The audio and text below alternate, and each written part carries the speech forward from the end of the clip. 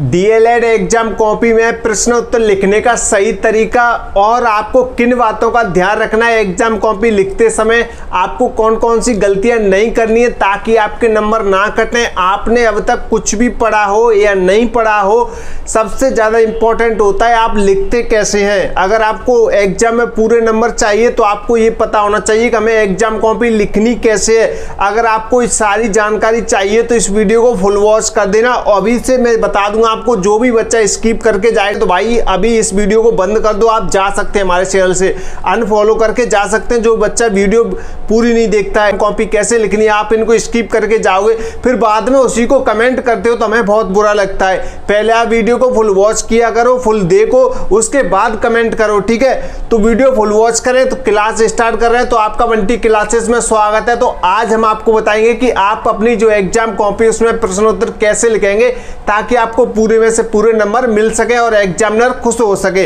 तो सारी जानकारी लेके आया 4-5 साल के एक्सपीरियंस के साथ और काफी प्रोफेसरों से बात करने के बाद, यानी कि जो एग्जामिनर होते हैं वो आपकी कॉपियां चेक करते हैं, वो किस आधार पर करते हैं, तो उन्हीं पॉइंट के बारे में मैं आपको बताऊंगा। क्योंकि मैंने 3-4 एग्जामिनर से बात की है जो एग्जाम कॉपियां चेक करते हैं, तो आपको पूरी जानकारी मिलेगी इस क्लास में। तो बस आप YouTube चैनल को सब्सक्राइब कर देना, जितने बच्चे नए हो सभी जगह शेयर कर देना, ठीक है। आपने अभी तक कुछ भी पढ़ा हो या नहीं पढ़ा हो इस बात को भूल जाओ।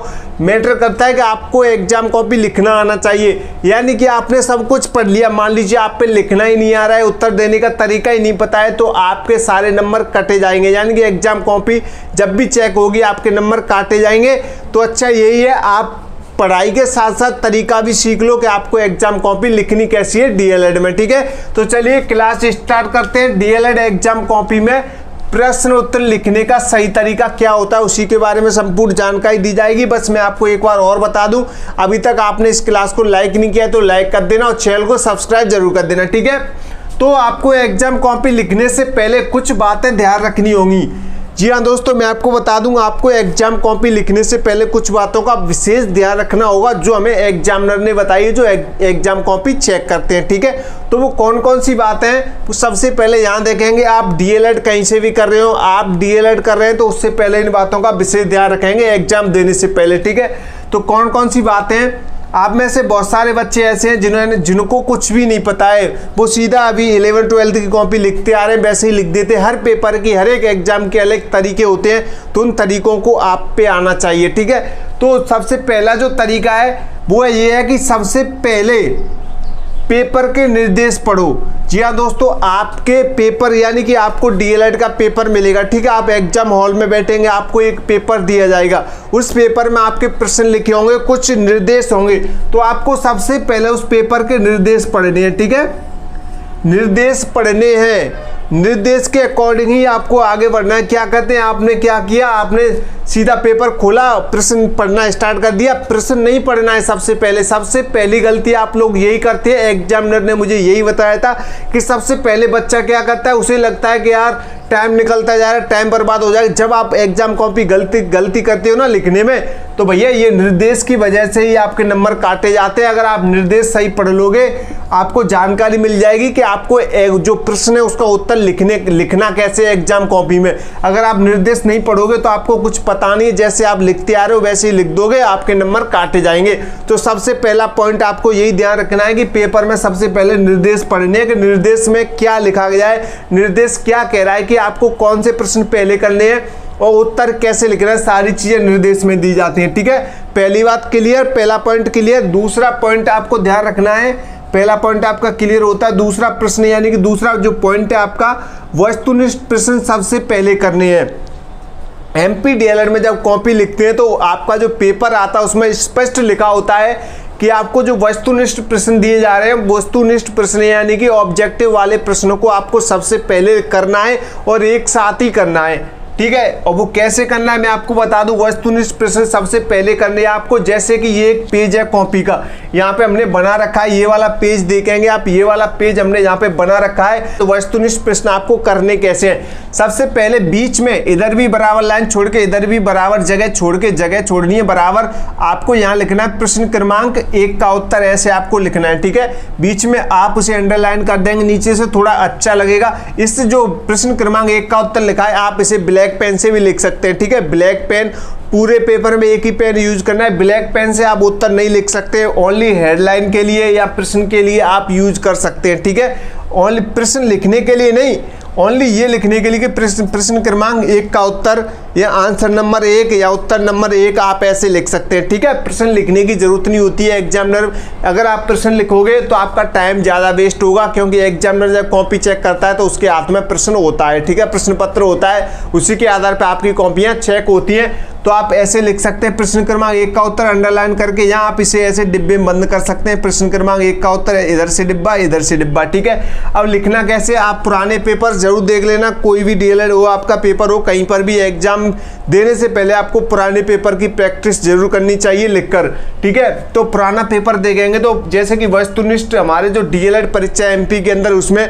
वस्तुनिष्ठ प्रश्न पहले लिखने की बोलता है निर्देश में, पेपर के निर्देश में, ठीक है। तो उसमें पहले प्रश्न में अभी 5 प्रश्न पूछे जाते हैं। वस्तुनिष्ठ के 3 प्रश्न होते हैं 70 नंबर के पेपर में, और 25 नंबर के में 1 प्रश्न होता है वस्तुनिष्ठ का, और 50 नंबर के पेपर में आपके 2 प्रश्न होते हैं वस्तुनिष्ठ के, ठीक है। तो 70 नंबर का पेपर मान लीजिए आप कर रहे हैं, पहला पेपर 801 का होगा आपका, बाल्यावस्था एवं बाल विकास का डीएलएड एमपी के अंदर। और भी अदर स्टेट वाले बच्चे हैं जो भी कहीं के हैं जो डीएलएड परीक्षा दे रहे हैं, पेपर के निर्देश के अनुसार ही आपको लिखना है, ठीक है। तो एमपी के अंदर जो डीएलएड परीक्षा होती है उसमें लिखने को बोलता है क्या, कि आप जो कॉपी लिख रहे हैं सबसे पहले आपको वस्तुनिष्ठ प्रश्न करने, एक क्रम से करने हैं, ठीक है। तो सबसे पहले प्रश्न क्रमांक 1 का उत्तर आपको ऐसे लिख देना है, बीचों बीच में, इधर भी जगह बराबर, इधर भी जगह बराबर, और पेज आपको ऐसे मिलेगा। पेज में अगर लाइन खींचिए तो अच्छी बात, नहीं तो आप खींच भी सकते हैं। काफी बच्चे बोलते हैं इधर भी खींच सकते हैं क्या सर, इधर भी खींच सकते हैं लाइन पहले खींच ले अगर आपको खींचनी है तो एग्जाम कॉपी लिखने से पहले, ठीक है, उत्तर लिखने से पहले। उसके बाद आपको बीच में लिखना है प्रश्न क्रमांक 1 का उत्तर। अब एक प्रश्न में जो छोटे छोटे प्रश्न होंगे आपके 1-1 नंबर के, जैसे कि ऐसे लिख के लिखा होगा प्रश्न 1, जो भी आपसे पूछेगा, जैसे इसमें पूछ रहा है प्रश्न 1, बाल्यावस्था की आयु मानी जाती है, ठीक है। बाल्यावस्था में बाल विकास 801 वाला जो पेपर है उसी के आंसर में यहाँ पे लिख के बता रहा हूँ। 2025 में सबसे पहला जो प्रश्न पूछा गया था यही पूछा गया था, प्रश्न क्रमांक 1 का उत्तर हमने लिखा था। उसके बाद उसमें 5 प्रश्न थे कि बाल्यावस्था की आयु मानी जाती है, तो उसका जो 4 ऑप्शन दिए गए थे उसमें तो ये आंसर था ए ऑप्शन पे 6 से 12 वर्ष था, तो ये वाला आंसर सही था, हमने ये वाला आंसर चूज किया उसमें से। अब उसका ए ऑप्शन के साथ साथ उस पूरे आंसर को लिखना जरूरी होता है ताकि एग्जामिनर उसे समझ सके अच्छे से, ठीक है। ए ऑप्शन आ लिख के आपको कोष्टक में जैसा आंसर है सेम टू सेम लिख दो, 6 से 12 वर्ष, ठीक है। पहला प्रश्न क्लियर। उसके बाद दूसरा प्रश्न हमने किया ऐसे, पहले का प्रश्न दूसरा ऐसे ही हम लिखेंगे। तो उसमें बोल रहा था गत्यात्मक संबंधित उदाहरण बताइए। गत्यात्मक संबंधित उदाहरण में 4 ऑप्शन दिए गए थे, तो उसका जो राइट आंसर होगा गत्यात्मक यानी कि उंगली छोटी मांसपेशियों का यूज करते हुए आप क्या करेंगे। तो उसमें काफी ऑप्शन थे, जो 4 ऑप्शन थे, साइकिल चलाना, तैरना, तो आप साइकिल चलाते हैं पैरों से चलाते हैं, तैरते हैं हाथों से, ठीक है। और भी एक और उदाहरण थे, और उसमें एक उदाहरण था कि बाल संवारना। आप बाल कैसे संवारते हो, उंगलियों से संभालते हो, तो इसका राइट आंसर क्या हो जाएगा, बाल संवारना हो जाएगा। इसलिए हमने दा लिखा, दा में ये ऑप्शन था तो बाल संवारना, ये इसमें आंसर लिख दिया, पूरा लिखना है। उसके बाद तीसरा प्रश्न करना है, ठीक है, तीसरा प्रश्न करना है, फिर उसके बाद चौथा करना है, उसके बाद पांचवा करना है, तब जाके प्रश्न क्रमांक 2 लिखना है, वो भी लाइन छोड़ के। यहाँ पे मैं आपको एग्जाम्पल के लिए 2 ही लिख के बताए मैंने, लेकिन आपको ऐसा नहीं करना है। आप पे ये मान लीजिए 2 प्रश्न पहले आ रहे हैं तो उसके बाद यह कि आपने 2 लिख दिए पहले प्रश्न के, ठीक है, फिर आपने छोड़ दिया, फिर आगे आप पे तीसरा आ गया, जैसे 1 2 तो यहाँ पे लिख दिए, फिर तीसरा आ गया, फिर आप अंत लिखते हैं, तो भाई आपके नंबर कट जाएंगे। क्लियर सुन लो, नंबर कटेगा आपका।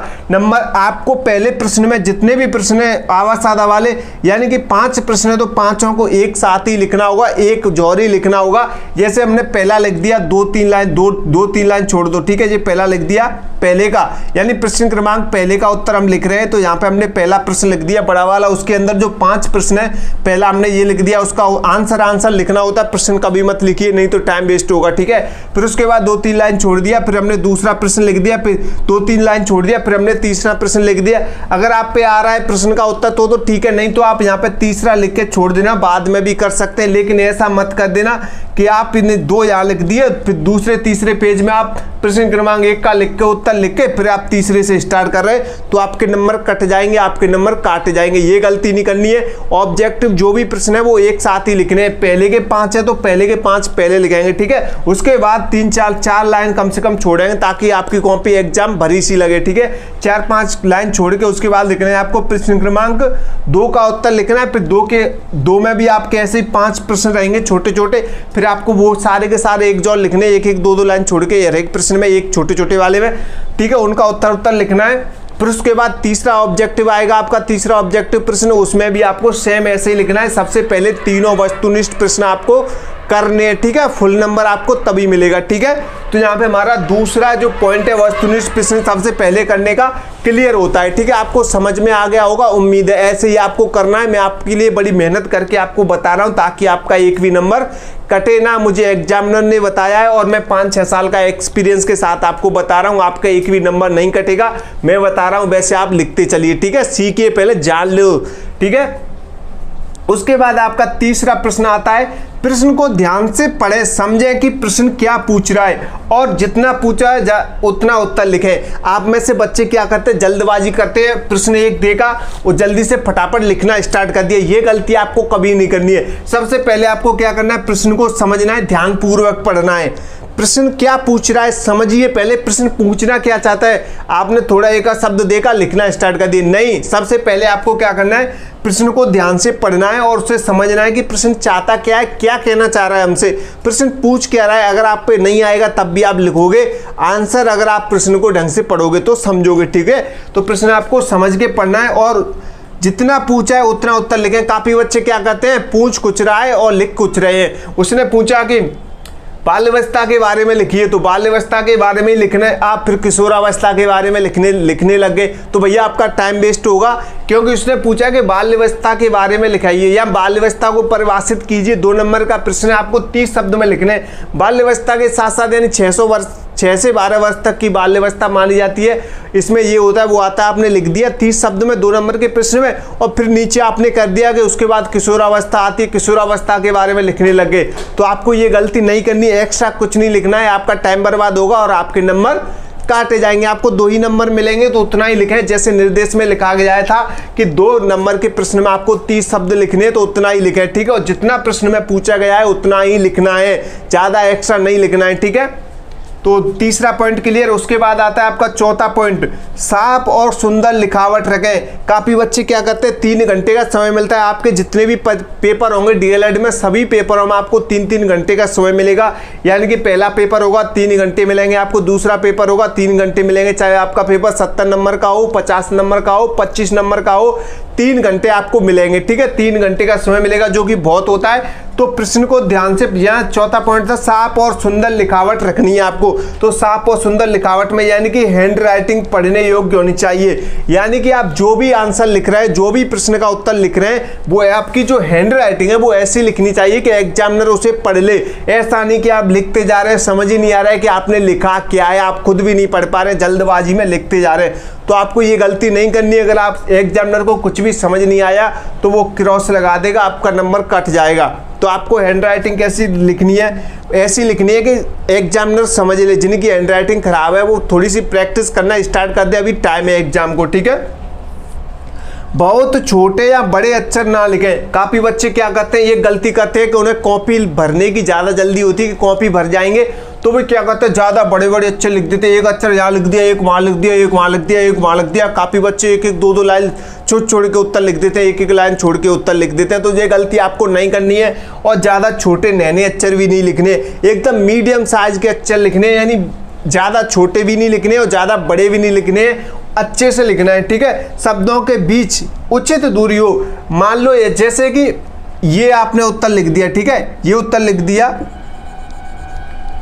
जैसे आपने यह उत्तर लिख दिया, तो उनके बीच जो दूरी होगी वो बराबर दूरी होनी चाहिए। यानी कि जैसे हमने यहाँ पे लिखा है 6 से 12 वर्ष, इनके बीच में दूरी है 6 और 6 के बीच में जो दूरी है बराबर। फिर उसके बाद 6 से 12 के बीच में दूरी, यानी उचित दूरी और बराबर दूरी होनी चाहिए, तभी आपकी लिखावट एकदम सुंदर और स्पष्ट दिखाई देती है। छोटे अक्षर नहीं लिखने ज्यादा, ना ज्यादा बड़े अक्षर लिखने, अच्छे से लिखना है, देखने में अच्छे लगे, और दूरी अच्छी लिखनी है, ठीक है। अगर आप मीडियम साइज में लिखते तो आपका जो पेपर की जो लिखावट है वो सुंदर लगेगी और एग्जामिनर खुश होगा और आपकी एग्जाम कॉपी भी जल्दी भर जाएगी।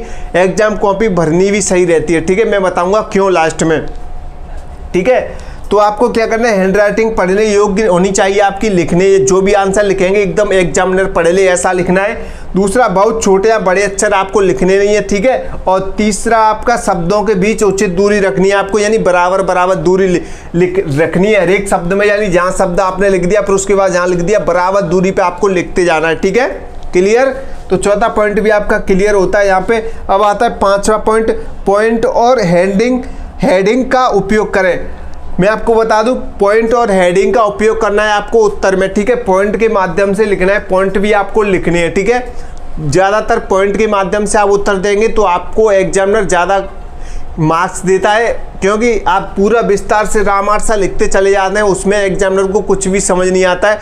तो आपको कोशिश करनी है कि आप पॉइंट के माध्यम से लिख पाएँ, ठीक है, जितना हो सकता है उतना, यानी कि लंबे पैराग्राफ की बजाय बिंदुवार लिखें आप क्या करते हैं, आपको 5 नंबर का क्वेश्चन मिल गया कि बताइए बाल्यावस्था किसे कहते हैं, इसका महत्व बताइए और इसके बारे में, और किशोरावस्था क्या होती है इसके बारे में बताइए, इसके लाभ बताइए, इसके उपनाम बताइए। तो आपको क्या करना है, पॉइंट के माध्यम से आपको लिखना है, ठीक है, लंबे, यानी एक ही पेज में, फिर उसके बाद दूसरा पेज स्टार्ट कर दिया आपने, एक छोर से जहाँ से स्टार्ट किया लिखते गए लिखते गए लिखते गए लिखते गए, पूरा पैराग्राफ रामायण से आपको नहीं लिखना है। जैसे प्रश्न में पूछा गया है वैसे ही लिखने की आपको कोशिश करनी है, पॉइंट के माध्यम से बनाते हुए आपको लिखना है, ठीक है। और मैं आपको बता दूं, आपको ऐसा नहीं कि आपको जैसे हम नोट्स में बता रहे हैं, हम आपको नोट्स पढ़ाते हैं, नोट्स में जो क्वेश्चन देते हैं वो कैसे देते हैं, पॉइंट के माध्यम से देते हैं ताकि आपको नंबर अच्छे मिल सके और आपको जल्दी याद हो जाए, ठीक है। तो ऐसे ही एग्जामिनर भी बोलते हैं कि पूरा रामायण सा एक साथ नहीं लिखना है, एग्जामिनर के हिसाब से भी, और कॉपी भी सुंदर लगेगी आपकी, ठीक है। जैसे आप लिखेंगे पॉइंट के माध्यम से, पूरा पैराग्राफ नहीं लिखना है, जिनको मतलब ऐसा नहीं लिखना है जैसे कि सीरीज बुक आपने पढ़ ली आप वैसे ही लिखते हैं, ऐसा भी आपको नहीं लिखना है, ठीक है। पॉइंट बनाकर लिखने हैं, अपनी मर्जी से लिखने हैं, पॉइंट ऐड करने हैं उसमें, अपनी भाषा में लिखना है, ठीक है। ऐसे नहीं कि आप किताबी भाषा में लिख रहे हैं, किताबी भाषा भी आपके नंबर काट सकता है। आप टीचर बनने जा रहे हैं तो एग्जामिनर देखता है कि आप किस तरीके से लिख सकते हैं, कितना आसान तरीके से लिख सकते हैं, क्योंकि आप टीचर बनने जा रहे हैं। जितना आप आसान तरीके से लिख पाएंगे तो उतना ही आपको अच्छा नंबर मिलेगा, एग्जामिनर खुश होगा कि आपने अच्छा लिखा है, और क्योंकि आप एक टीचर बनने जा रहे हैं, बच्चों को भी आप आगे अच्छा सिखाएंगे, इसलिए आपको फुल नंबर देने की वो कोशिश करते हैं, ठीक है। तो पांचवा पॉइंट क्लियर। अब आपका छठा पॉइंट आता है कि समय प्रबंधन करें। समय प्रबंधन करें सबसे इंपॉर्टेंट है, सबसे ज़्यादा बच्चे यही गलती करते हैं समय प्रबंधन में। समय प्रबंधन कैसे, यहाँ पे देखें, किसी एक प्रश्न पर ज़्यादा समय ना देना, यानी कि ज़्यादातर बच्चे क्या करते हैं, प्रश्न, यानी कि आप पे एक प्रश्न आ रहा है बाल्यावस्था किसे कहते हैं, ये आप पे आ रहा है, तो आप उसी में 15-20 मिनट खराब कर देते हैं, आप उसे ही अच्छे से लिखना स्टार्ट कर देते हैं, बढ़िया सजा के लिखते हैं, क्योंकि वो आप पे आ रहा है। तो बाकी के जो प्रश्न है भैया उनमें आपका समय खराब होता है, एक प्रश्न में आप ज़्यादा समय दोगे तो बाकी के प्रश्न कब करोगे, इसलिए आपके प्रश्न छूट जाते हैं, आप लिख नहीं पाते, सभी प्रश्नों को कर नहीं पाते, तब तक आपका टाइम हो जाता है, क्योंकि आपने एक प्रश्न पर ज़्यादा समय दे दिया था। अगर आप ऐसा करोगे तो आपके नंबर, यानी कि सभी प्रश्न सॉल्व नहीं हो पाएंगे, सभी प्रश्नों का उत्तर आप नहीं लिख पाएंगे, तो आपके नंबर कम हो जाएंगे। अगर आप आंसर नहीं लिखोगे तो एग्जामिनर आपको नंबर कहां से देगा, आप जितने प्रश्न सॉल्व करोगे उतने ही तो नंबर मिलेंगे। मान लीजिए आप पे 2 नंबर का प्रश्न आ रहा है, 2 नंबर के प्रश्न में आपने एक पेज भर दिया और एग्जामिनर, यानी कि प्रश्न में निर्देश में लिखा था कि 2 नंबर के प्रश्न में आपको 30 शब्द लिखने हैं और आप 50-60 शब्द लिख रहे हैं, बताइए, तो आपने उसमें टाइम एक्स्ट्रा दिया, मिलने तो आपको 2 ही नंबर है। तो आपको ये गलती नहीं करनी है, किसी एक प्रश्न पर ज़्यादा समय नहीं देना है, ज़्यादा उसके बारे में नहीं लिखना है, ठीक है, नहीं तो आपका टाइम वेस्ट होगा, तो आपके जो और प्रश्न है वो छूट जाएंगे, आप लिख नहीं पाओगे, प्रश्न छूट जाएंगे, तो आपको 0 नंबर पहले ही हो जाएंगे एग्जामिनर तक कॉपी जाने से पहले, क्योंकि उसका आंसर आपने लिखा ही नहीं है, तो आपका 0 नंबर हो जाएगा। तो ये बात आपको विशेष ध्यान रखनी है, ठीक है। प्रश्न अंक के अनुसार ही उत्तर लिखना है, यानी 2 नंबर का उत्तर लिखा हुआ है, या 2 नंबर का प्रश्न है तो उसमें 30 शब्द की बोल रहा है तो 30 शब्द या 35 शब्द लिखना है, लास्ट थोड़ा ऊपर नीचे हो जाए कोई दिक्कत नहीं है। 4 नंबर का है तो ये 80 शब्द की बोल रहा है या 100 शब्द की बोल रहा है तो उतने ही लिखें, ज़्यादा लिखने की जरूरत नहीं है। आप 4 नंबर के में 4-4 पेज भर रहे हैं क्योंकि वो प्रश्न आप पे आ रहा था, लेकिन बाकी के प्रश्न तो छूट जाएंगे ना आपके, इसलिए आपको उतना ही लिखना है जितना प्रश्न में बोला गया है निर्देश को पढ़ते हुए, ठीक है। 7वां पॉइंट इंपॉर्टेंट, कट्टा पिट्टी ना करें ज़्यादा कॉपी में। काफ़ी बच्चे क्या करते हैं, मान लीजिए आपसे ये गलत हो गया तो आप उसमें जैसे आपने यहाँ पे लिखते जा रहे हैं तो आपसे मान लीजिए प्रश्न गलत हो गया तो आप क्या करते हैं उसे काट देते हैं, बार बार रिगिर के काट देते हैं, तो आपकी कॉपी क्या है खराब लगती है। तो एग्जामिनर उसमें नंबर आपके काट देता है, क्रॉस लगा देता है यूँ कि भाई इसने तो कट्टा पिट्टी हद कर दी कट्टा पिट्टी की। तो आप जो भी शब्द कोई एक आध शब्द या 2 शब्द गलत लिख जाते हैं तो उसे लिख जाने दो, कोई फोकस नहीं करता है उन पे। अगर आप कट्टा पिट्टी करोगे तो पूरा फोकस जाएगा। जैसे यहाँ पे मैंने ये गोला लगा दिया तो पूरे बोर्ड को एक बार देखोगे आप तो आपका ध्यान यहीं जाएगा। ऐसे ही आप एग्जाम पेज में जब कट्टा पिट्टी करोगे तो पूरा फोकस एग्जामिनर का वहीं डायरेक्ट जाएगा, तो आपके नंबर कट सकते हैं। इसलिए अगर थोड़ी बहुत एक उत्तर लिखते समय गलती हो जाए, एक शब्द गलत लिख जाए तो आपको काटना पीटना नहीं है, उसी के आगे लिखते चले जाना है आगे के शब्दों को, ठीक है, क्लियर। 8वां पॉइंट कह रहा है उत्तर का सही क्रम रखें। जी हाँ दोस्तों, सबसे इंपॉर्टेंट है ये उत्तर का सही क्रम रखना है आपको। सही क्रम कैसे, 3 तरीके होते हैं प्रश्न को लिखने के या उत्तर लिखने के, ठीक है। यहाँ पे देखेंगे उत्तर का सही क्रम रखें, यानी कि उत्तरों को व्यवस्थित क्रम में लिखें। उत्तरों को व्यवस्थित क्रम में कैसे लिखना है, जैसे आपको पेपर मिला, जैसे कि उसमें पूछा था प्रश्न 1 का उत्तर लिखो, फिर उसके बाद प्रश्न 2 का उत्तर लिख रहे हैं, उसके बाद प्रश्न 3 का उत्तर लिख रहे हैं, फिर उसके बाद प्रश्न 4, प्रश्न 5, क्रम के अनुसार जैसे पेपर में पूछा गया है उसी हिसाब से कहते हैं। तो उसी क्रम क्या कहते हैं, व्यवस्थित क्रम कहते हैं। इससे एग्जामिनर ज़्यादा खुश होता है। अगर आप पे ज़्यादातर प्रश्न आ रहे हैं तो क्रम से लिखें, मैं तो यही कहूँगा, क्योंकि एग्जामिनर को क्या है कॉपी को बार बार नहीं पलटना पड़ता है। वो क्या कहता है, एग्जाम कॉपी जो पेज है उसके हाथ में वो लेता है, जो पेपर को लेता है, और आप क्रम से लिखे हुए थे आपके सारे आंसर तो वो सीधा सीधा सही करते जाता है और आपको नंबर देते जाता है, तो उसे ज़्यादा मेहनत नहीं करनी पड़ती है, तो वो आपको नंबर दे देता है। ये उन बच्चों के लिए क्रम सही रहता है जिन पे ज़्यादातर प्रश्न आ रहे होते हैं, ठीक है। उत्तर का सही क्रम में रखें, यानी कि उत्तरों को व्यवस्थित क्रम में लिखना है आपको, ठीक है। अगर आप पे ज़्यादातर पेपर में प्रश्न आ रहे हैं, उनके उत्तर आ रहे हैं तो ठीक है। दूसरा, प्रश्न संख्या सही लिखें। काफ़ी बच्चे क्या करते हैं, जल्दबाजी कर देते हैं, यानी कि 2 नंबर के प्रश्न में तीसरे प्रश्न का उत्तर लिख रहे हैं, 4 नंबर के प्रश्न में 5वें का उत्तर लिख रहे हैं, वो देख ही नहीं पाते, तो भैया गलती हो जाएगी, नंबर कटेगा, क्योंकि आपने उत्तर तो सही लिखा है लेकिन दूसरे प्रश्न का लिखा है, तो आपका नंबर कटेगा, एग्जामिनर क्रॉस लगा देगा उस पर। तो आपको क्या करना है, जो प्रश्न संख्या है उसको सही से लिखना है, ठीक है। प्रश्न संख्या में कोई गड़बड़ी नहीं करनी, उसके बाद आपको उत्तर देना है, ठीक है। पहले आसान प्रश्न करें।